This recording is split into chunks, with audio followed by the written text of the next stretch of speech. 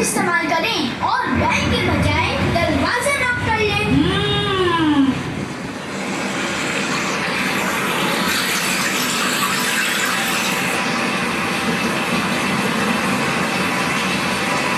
नहीं, गीले हाथों से बिजली के स्विच नहीं छूटे।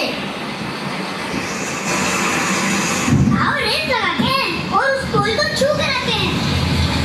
ये दोनों रेस लगा रहे हैं और बिजली के पोल ले जाने पड़ रहे हैं। हाँ, ऐसा ही लग रहा है।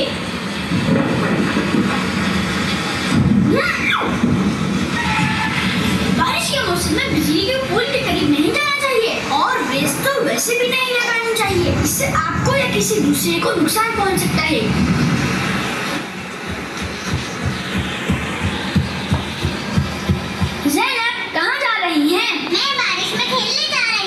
बारिश में बिला जरूरत बाहर नहीं निकलना चाहिए।